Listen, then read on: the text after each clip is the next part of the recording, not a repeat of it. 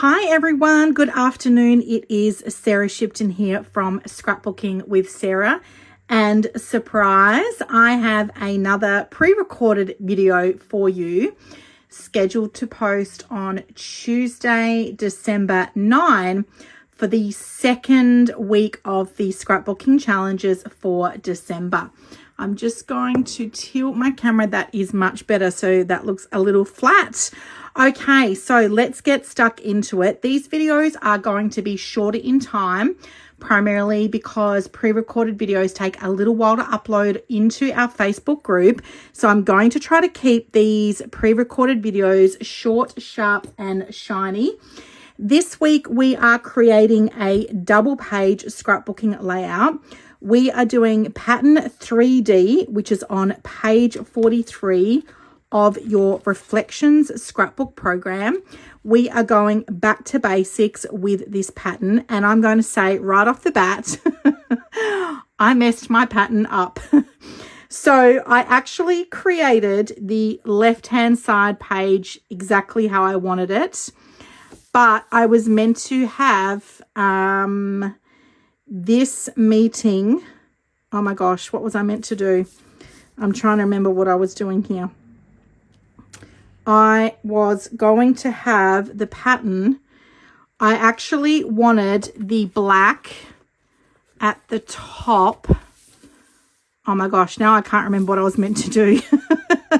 I actually created this some time ago, and I wanted to have both of the black pieces at the top meeting in the middle.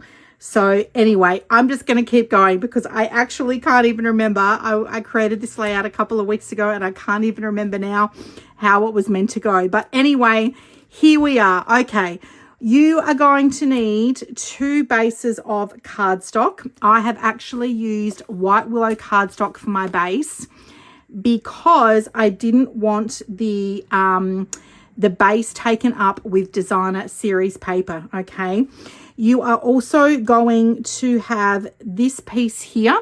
You're going to cut a piece of designer series paper at 4 by 8 inches. You're going to cut that twice, and then you're going to have a sidebar layers through the middle here. So this piece here is cut at 2 inches wide. All of the pieces are going to be 12 inches in length. So this piece of designer series paper is 12 by 2 inches. This piece of designer series paper is 12 by 1.5 inches. And then this piece of, I've actually used cardstock here because I wanted to put a break here between these 2 pieces of the specialty designer series paper. So this piece is cut at 1/2 inches, and that is just real red cardstock. Now you can use zip strip. A couple of weeks ago, I did a Technique Tuesday where I have used the real red ribbon. You can do whatever works there for you.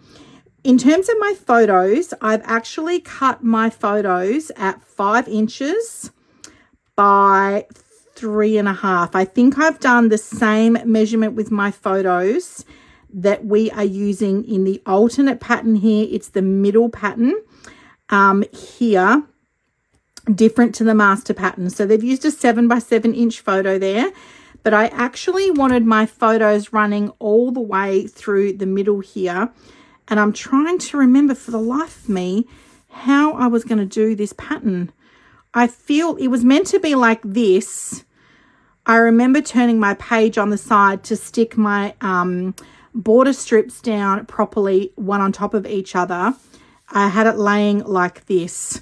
So this is why my photos are actually different in height across the left and the right hand side page. And when I stuck it down, I was like, oh my gosh, that paper is not going to lift. And so I just had to work with it. Okay, so a great way to see that even when you don't mean your patterns to turn out the way that you want them to, it still looks fabulous.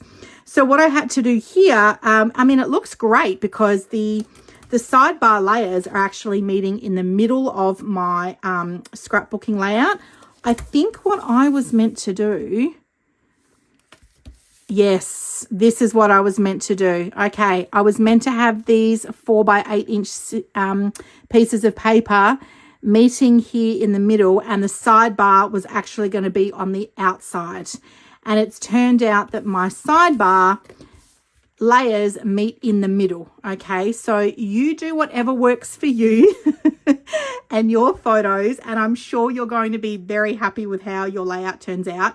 It just goes to show that with any 12 by 12 inch pattern as well, you can actually have your papers going any way you want. Okay, so coming back to my layout, because I messed up where I wanted to stick my papers, I've actually got a portion of my title at the bottom and a portion of my title at the top.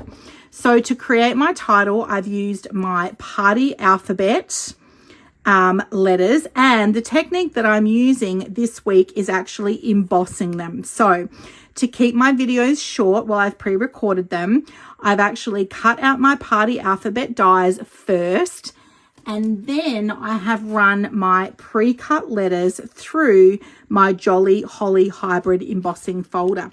Now, I want my hybrid embossing folder upright with the Stampin' Up logo on the front, and then I've literally just put my letters however I could fit them inside my embossing folder, and then I've ran them through my Stampin' Cut and embossing machine. So I've got added texture here to my layouts because I've embossed them, and I think just so cute with the little holly. I've used real red cardstock here to cut out my letters, and also I've decided to map my photos because when I put my photos on the layout, it was very busy with all of these different patterns of paper. So I actually decided to mat each of my photos here, and I've got this sequence running from left to right alongside my scrapbooking layout. I have used some stickers from the Traditions of Christmas Specialty Designer Series paper and the stickers, and I have also used the traditional sparkling sequins in the gold to add a little bit of bling. Now, as you can see, I've not done too much embellishing on this particular layout because I have coordinated 3 different designer series papers together, and I'm going to show you them shortly. Because the papers are quite busy, you've got the black and gold embossed from the Modern Christmas. We've got the Elegant Pine Snowflakes because I wanted to bring in the greens. The really great thing by mixing these designer series papers together, the Modern Christmas is going to go with anything, right? Because it's just black, white, and gold. I've got the Cherry Cobbler from my Traditions of Christmas, and then I've brought in some of the Shaded Spruce and the Old Olive with the green. So I wanted to highlight, I've got my beautiful husband and son here wearing their pajamas for our family Christmas photos. I just do not care. And you can see we've got some black and white in the outfits. So I've coordinated a bit of the black and white, the real red, and also the garden green for Jai's pajama pants there as well. I just love that my family feel comfortable in their own home at Christmas to wear what they want. I love that. I then created a little journaling box using the gold foil sheets and the real red cardstock, and that is taken from the Jolly Holly dies, which I have been featuring through some of our weekly scrapbooking challenges already. I've cut the gold foil out first to make that bigger for my background, and then I've got the real red cardstock over the top of that, and I've just matted that on top of the other to do my journaling. So a really quick and easy layout. If you've got multiple portrait photos, this will be a great layout for you to use for this week's challenge. I did share the Modern Christmas in my weekly scrapbooking video last week. So the Modern Christmas range is actually part of the September online exclusives. But we also brought out, Modern Christmas. Yes, Modern Christmas was part of the September online exclusives. We also brought out another Christmas suite as an online exclusive back in September called Elegant Pine Snowflakes. So I wanted to showcase these papers to you. Do these just not look so gorgeous? You've got Cherry Cobbler, Garden Green, Old Olive, Pretty Peacock, Secret Sea, and Shaded Spruce as your colors. So I really wanted to show you how you can coordinate multiple designer series papers for your Christmas. I haven't bought the whole suite. I've literally just bought the papers on their own, okay? And then I've coordinated them up. So for some of the other products from the Elegant Pine Snowflake Suite collection, try saying that several times very quickly. You can invest in the whole suite. I've just bought the designer series paper on its own.